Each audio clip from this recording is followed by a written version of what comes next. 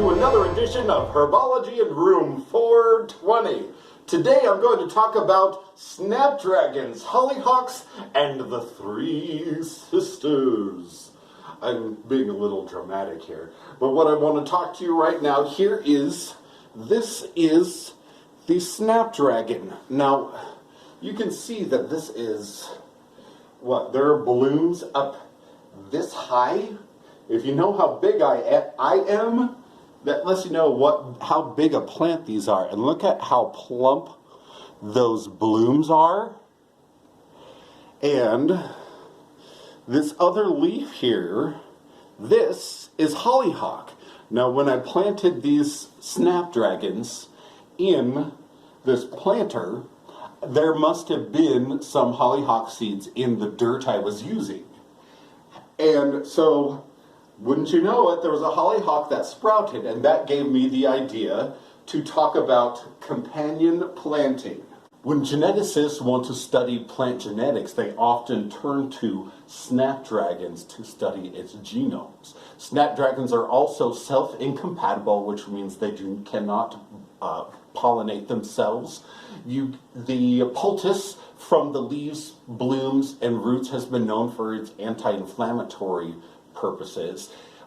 Given as a gift source as representation in history, it's known as being representing grace and strength. In the Middle Ages, snapdragons were braided into braids to let men know, or court potential suitors know, that your advances are not wanted here. Just like the petals are sort of dragon-like, and it takes a bumblebee to open her petals, because a tiny little honeybee would not be able to open the petals up to receive her sweet bounty.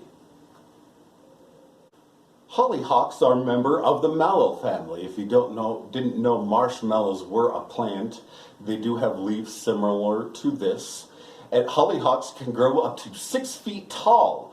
I have actually seen some that are taller than myself.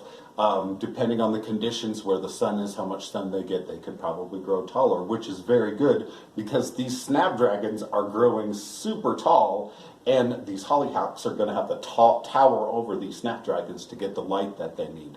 Both of these plants are hardy, easy to grow. Hollyhocks are easy to grow from seed. I've never grown snapdragon from seed. Bees and butterflies love them.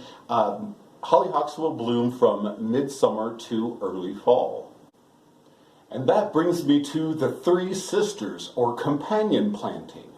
The three sisters mythology is known as the three sisters. They grow the best together. They can grow apart, but they work best in harmony. Corn, beans, and squash. The thought is, the corn you would plant first, and as that was a few inches tall, then you would plant beans around the corn. The corn would grow up tall, the beans would start to grow up the corn, and then you would plant the squash, which would crawl around on the ground and hold the moisture in, and so it doesn't evaporate. And so you have something tall, something growing up the tallness, and a ground cover as well. And this is sort of an example of this, how they are growing together. The hollyhock will eventually grow up over here, so it won't be impeded by this really tall snapdragon. I do have another snapdragon outside, so perhaps they will cross-pollinate. We will see what colors they become. I thought these would bloom first, but it turns out it's the petunias that bloomed first. And there you have it. Thank you for joining me at this edition of Herbology in Room 420.